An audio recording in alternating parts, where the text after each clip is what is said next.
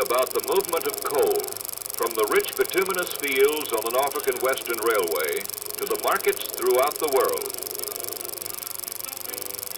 The finest coals in the world come from the coal fields of West Virginia, Virginia, and Kentucky. These coals come from more than 200 mines served by Norfolk and Western Railway. Today, coal is virtually a manufactured product. It is no longer simply taken from the ground.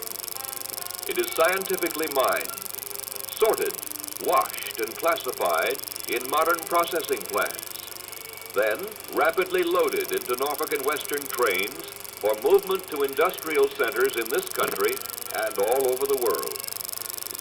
2/3 of the coal moved by the Norfolk and Western is used within the United States. It goes west to the nation's central industrial area and to the manufacturing centers of the east. Still other coal will move on these trains to the Atlantic for coastal movement or for shipment overseas. How it gets from the mountains to the seas and what happens then is the subject of this story. As they start their trips eastward from the mines over the rugged mountains, the long trains often require 10 locomotive units, 5 pulling and 5 pushing. These trains carry the high, medium, and low volatile coals that have made this region famous. Coals that are low in sulfur and ash content. Coals that are used to make steel, to generate electricity, and to serve other needs in the world of industry.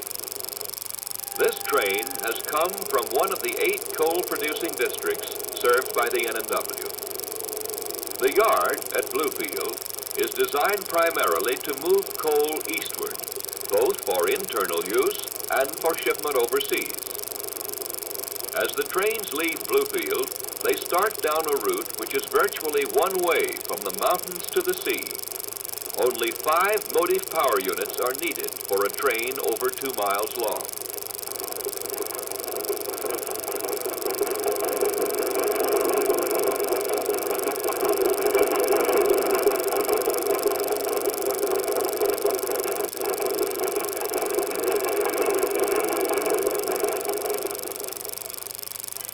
Roanoke, Virginia is the headquarters of the N&W system and location of the company's general offices. It also is the nerve center for the vast radio, telephone, and teletype network that makes the N&W one of the nation's most efficient railroads. Also located here is one of the most sophisticated computer operations in the industry. Here, computers maintain a constantly updated file on every N&W car detailing the location of the car, its destination, load, and other information. This is essential in keeping track of more than 80 million tons of coal handled by the N&W each year, and the more than 70,000 hopper cars which transport the coal. The computers at Roanoke are linked directly to other computers throughout the system, so that information can be supplied promptly whenever and wherever it is needed. The experienced personnel here in Roanoke are representative of employees all along the line, in all types of jobs. They are one of the major assets of the company. To ensure a ready supply of coal hoppers for shippers, the N&W designs and manufactures its own cars. This modern assembly line can turn out 16 giant 100-ton hoppers, the largest in the industry, each day.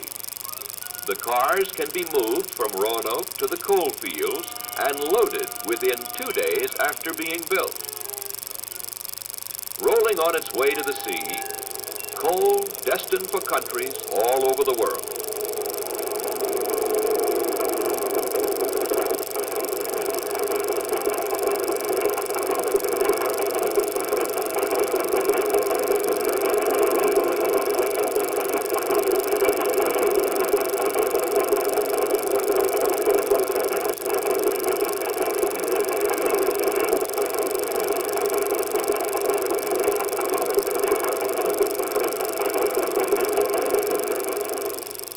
Now, the train has reached Norfolk, Virginia, and the yards serving the Norfolk and Western piers at Lambert's Point, including the gigantic N&W Coal Pier 6.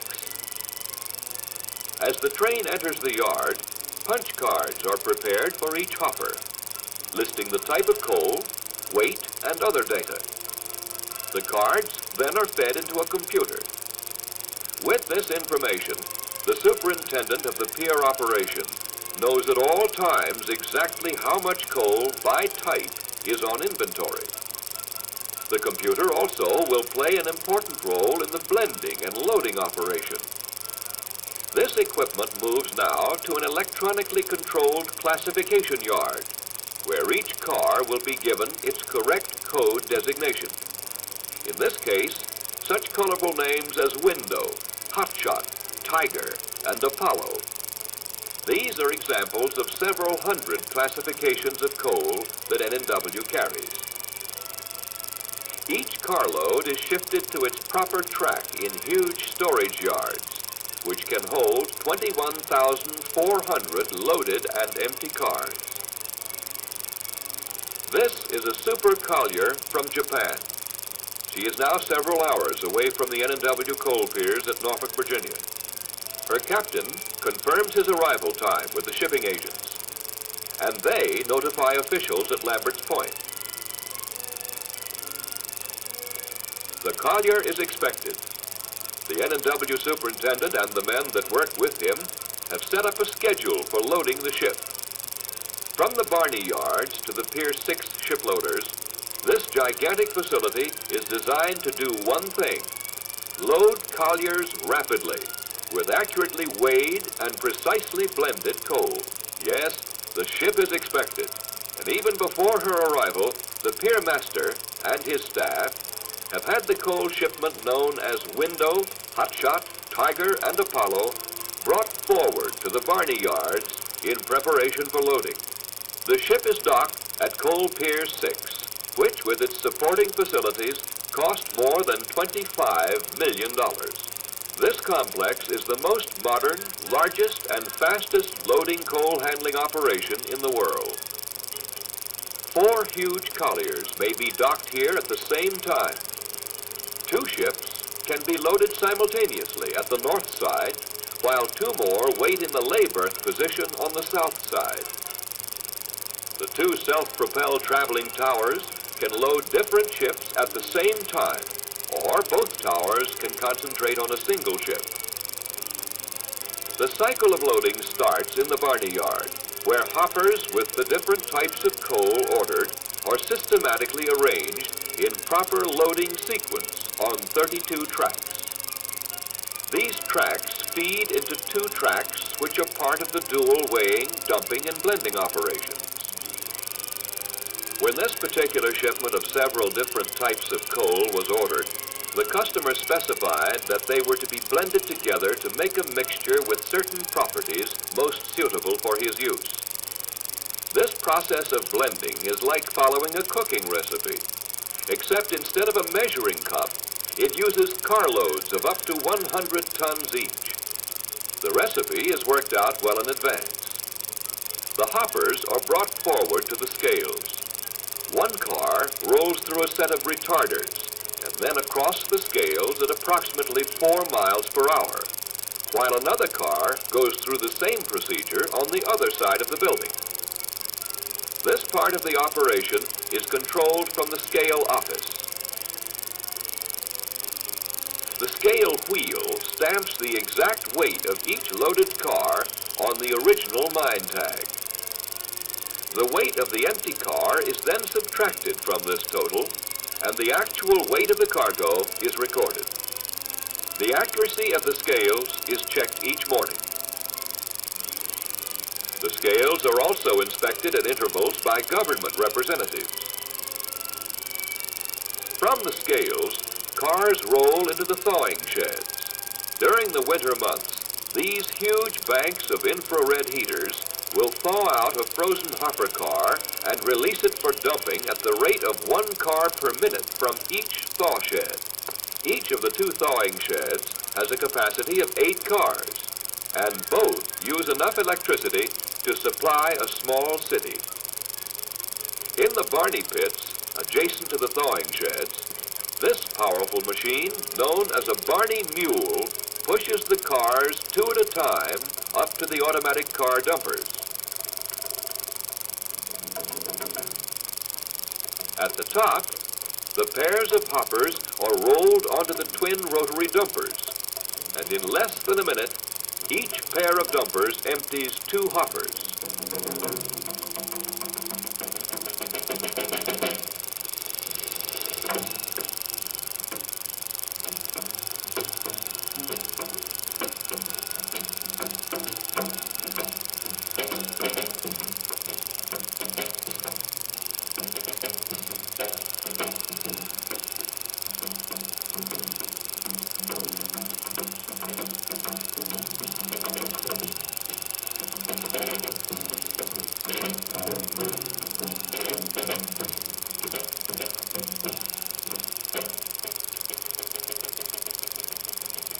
The empty cars are righted and pushed out by the next full hoppers.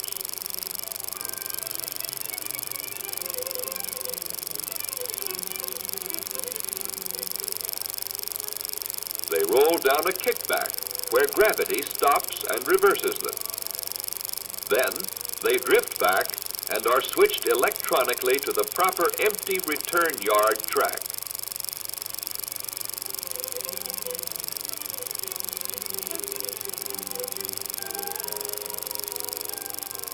The 4 cars that have just been dumped have emptied into large bins which keep the different types of coal separated. Beneath these bins is the N&W's unique custom blending station. Each of the 4 bins is electronically controlled from a blend ratio selector panel, so that the different kinds of coal can be released at varying rates of speed. For example, Bin 1 is shown releasing twice as much coal as Bin 2. The result is a 2-to-1 mixture. The coal from these bins is dropping onto conveyor belt A1. Bins 3 and 4, beneath the other dumper, drop coal onto belt A2. These 2 belts may be arranged so that both shuttle the coal onto a 3rd belt, shown here as B1. The A belts will operate at varying speeds, and an additional modification in blends is possible. Here, belt A1 is shown traveling at 3 times the speed of A2, permitting a still further variation in blending of the coal. This flexibility gives a wide variety of blends. Conveyor B1 is an 8-foot wide belt which runs from the underground blending station to the transfer house, 8 stories up in the air. At the transfer house, the coal is again mixed as it moves through baffles onto the Pier conveyors, which carry it to the ship loader 17 stories high. A second conveyor system, shown as B2, runs from the blending station to the transfer house and out to the second loading tower. With this versatile system, the twin loaders can serve 2 ships at the same time. Each foot of belt carries 1/6 of a ton of coal at speeds of up to 900 feet per minute. At this rate, the coal is quickly moved to the waiting vessels. The loading towers are propelled electrically along the 1,850-foot pier. They can be moved quickly from one hold to another. As the loading begins, the empty collier is riding high. The loader operator sits in a control turret fixed to the loading boom, which moves out above the ship. This man has control of all movements of the ship loader and the conveyors which feed it coal. The retractable boom, with its telescope chute, reaches out as far as 120 feet and down into the most remote center bulkhead holes, easily servicing colliers of the broadest beam. As the coal is being loaded, the computer maintains up-to-the-minute records of the amount of coal by type and total going into each hole. This ensures that the customer's exact blending requirements are met for each individual hold, as well as for the total order. The deck foreman relays instructions to the tower operator by walkie-talkie, and together they coordinate the rapid loading of the ship. With this modern loading system, the N&W saves time and money for its customers and performs a vital role in keeping American coal competitive in world markets.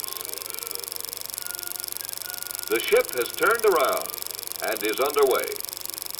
This has been another routine loading, typical of what goes on at Lambert's Point 24 hours a day throughout the year.